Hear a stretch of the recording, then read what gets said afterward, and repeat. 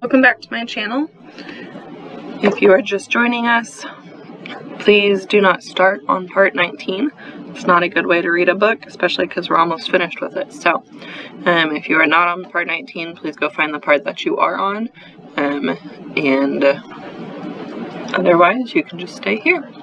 Alright, we're going to do just a very quick review of what we read yesterday. So we read 2 chapters. The first one was called 24 Farts, and that chapter was about a book who got banned because it said the word farts in it 24 times.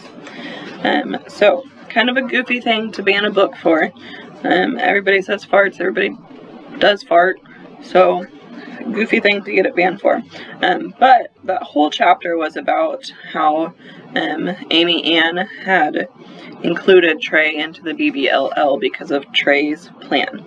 So they wanted to ban every book in the library. And Trey was telling them why they can ban every book, like what they can ban them for. And that book, 24 Farts, actually got brought up in their conversation. So the next one was called A Lawsuit Waiting to Happen, and it was just talking about the process that they went through of like pulling out books from the library shelves and writing their reason for them being banned, so their request for reconsideration form, and they got up to about 500 books. And then at the very end it said, and then disaster struck. And by disaster, I mean my little sisters, which amounts to the same thing. So something has happened.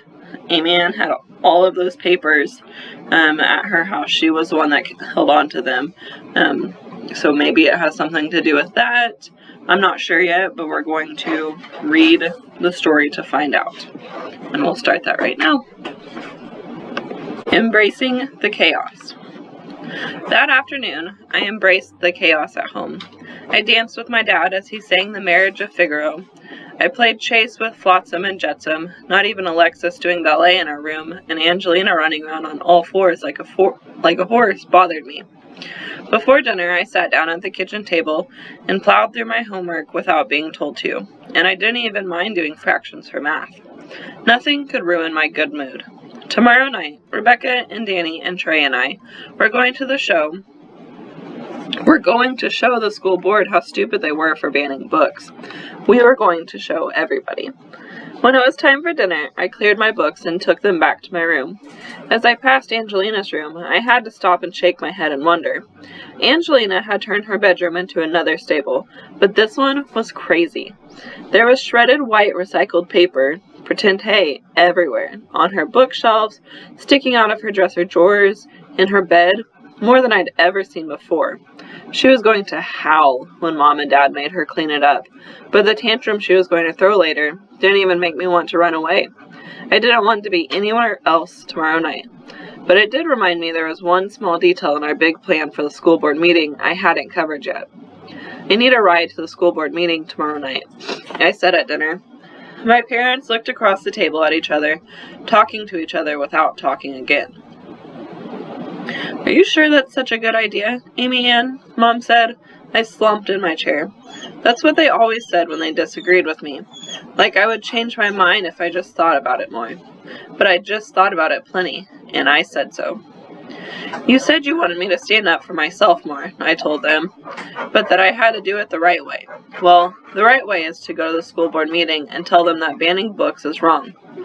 Mom and Dad looked at each other again. I could see them waffling. You said yourself you didn't agree with the book banning, I said. If nobody goes there and says anything about it, they'll just keep doing it. Dad sighed. Tomorrow night's awfully busy, he said. Alexis has ballet, Angelina has book club. Alexis always has ballet, and Angelina can't even read. They can miss one night. My sisters erupted. I can't miss a single practice, Alexis protested. Miss Dupont says missing just one class. I can too read. I can read Chicka Chicka Boom Boom, Angelina said, and she launched into reciting it to prove her point. Enough! Enough! Dad told them. "You're both excused." Alexis started to argue again, but Dad assured her he would figure everything out and sent her away. She stomped off to her room to use my bedpost as ballet bar, and Angelina wandered off singing the Chicka Chicka Boom Boom song. Mom leaned down and rubbed her forehead. "I suppose we asked for this," she said. "There are going to be television cameras there tomorrow night, Amy Ann," Dad said. "Are you sure you want to do this?" I knew what he meant. I hadn't gone up to the podium the last time he'd taken me, when there was almost nobody there. There were going to be lots more people there tomorrow night, and lots more watching at home on TV. A little monster started gnawing at the insides of my stomach, making me cringe. But I wasn't going to be a good girl and stay quiet, not this time. "All right," Mom said. "We'll find a way to get you there." I breathed a big sigh of relief. Everything was set for a big night. I had promised Trey I'd call him later, but first I wanted to add a few more requests for reconsideration forms to the big box of them I kept in my room. But when I got there, the box was gone. Disaster. I panicked, looking under the bed, on my bookshelves, in my backpack, but the box wasn't in any of those places. I remembered very clearly leaving it on the floor beside my bed, and now it wasn't there. I marched up to Alexis, who was holding onto my bedpost and doing ballet exercises. "Where are my requests for reconsideration forms?" "Your what?" she asked, still mad about me suggesting she could miss a ballet class. "The big box of papers that was right here beside my bed before I went into the kitchen to do my homework," I told her. "Oh, that." She swung her leg out in a wide circle. I moved it so I'd have room to practice my rond de jambe. "Where did you move it?" "Mom's office," she said, "with all the other boxes of paper." I tromped down the hall to the office, exercise room, guest bedroom, storage room, mad that Alexis had touched my stuff. The box was there, just like she said it would be, but it was empty. "Alexis!" I yelled. "Alexis, what'd you do with the request for reconsideration forms?" Alexis came out of our room. "I told you, I put them in Mom's office. The box is here, but it's empty," I told her. "Well, it wasn't when I put it in there." That's when I realized where the empty box was sitting, right beside the shredder. "No," I said. "No, no, no, no, no." Mom came out of the living room. "What's all this yelling?" she asked. I ran past her into Angelina's room, where she was nestled down in the huge piles of shredded paper, like a horse asleep in the hay. I snatched up a handful of the shredded paper and yanked it apart, trying to read what was written on the thin little strips. "Hey, that's my hay!" Angelina yelled. I grabbed another handful, and another. They were full of chopped up black typewriting and handwriting scrawled in blue and black ink. At the top of one were the letters REQ. At the bottom of another one, the end of my signature, GER. "No, no, that's mine!" Angelina screamed. "That's mine! You can't touch it, it's mine!"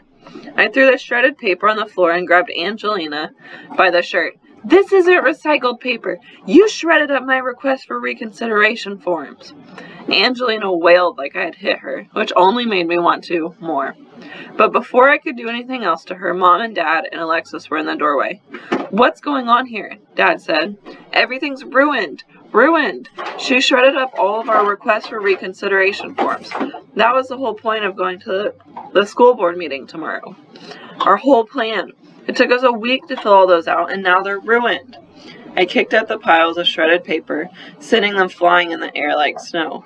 Angelina dropped to the floor and sobbed. "I hate you," I screamed at her. "I hate you all. I hate this stupid house and everybody in it." "Amy Ann," Mom said. Alexis and the dog shrank back from me as I ran past my parents and down the hall to my room. That was it. I was done. I was leaving. I pulled the little suitcase I used when we went to Granny's house out of my closet and threw it on the bed. I tossed in shirts and skirts and underwear and socks, my favorite stuffed animal, the little statue of Belle I'd bought at Disney World last year, the reading medal I'd won in 2nd grade, what little money I had left over from the BBLL book buying account, and a few of my favorite books, including From the Mixed Up Files of Mrs. Basil E. Frankweiler. I didn't know where I was going, but I didn't care, so long as it was nowhere near my awful house. "Amy Ann is packing her suitcase," Alexis yelled from our doorway. She looked frightened. Behind her, the dogs paced nervously, their tails down. Good, I thought. I hope they all missed me when I was gone. I zipped up my suitcase and dragged it down the hall. I'm running away, I announced. Alexis started sobbing behind me, but Mom and Dad didn't cry or try to stop me. That just made me madder. I stomped down the hall toward the front door, but Angelina came flying out of her room and wrapped herself around one of my legs. No, no, Amy Ann, don't go. I'm sorry I used your papers. I'm sorry. Don't go, she cried. I tried to kick Angelina off, but she was too big, so I dragged her along like I was wearing a ball and chain. Angelina wailed and clung to me tighter. Dad crossed his arms and leaned against Angelina's doorframe. Don't you think you're overreacting just a little bit, Amy Ann? I stopped. I had so much I wanted to say to all of them. The good girl, Amy Ann, would have said it in her head, but I was done being the good girl, so I said it out loud. No, I said. No, I am not overreacting. I'm the one who always has to do things I don't want to, so everybody else will be happy. It's Amy Ann, set the table. Amy Ann, let your sister use your books as fences. Amy Ann, let your sister use your bed. But when I want something, it's Amy Ann. Just be a good girl and let it go. I'm tired of sitting on the sunny side of the car because Alexis is too hot. I'm tired of eating pudding for dessert because Angelina has to have the last cookie. I'm tired of always watching My Little Pony instead of Little House on the Prairie. I'm tired of doing my homework in the bathroom because Alexis has turned my room into a ballet studio and you're watching TV in the living room and Angelina is using the kitchen table as a pony stable, and I'm tired of people moving my stuff and shredding my papers up to make fake hay and ruining everything. I peeled the crying Angelina off my leg and pushed her to the wall. Why do you think I pretended to be in clubs and stayed late after school every day? I threw at my parents. Because I hate this house and everybody in it. I marched down the hall before Angelina could latch on again, and the dog slinked out of my way. No one said a word as I slammed the door closed behind me.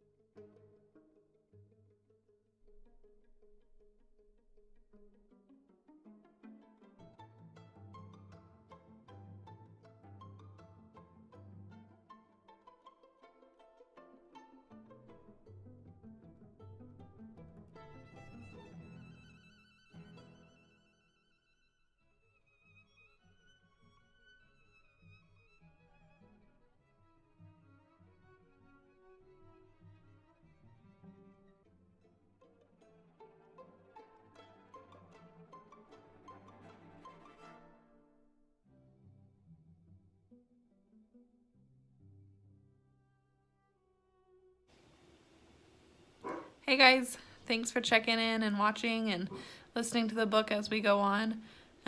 Make sure that you're washing your hands and staying safe and staying clean during this time, and we'll see you when we see you. Bye.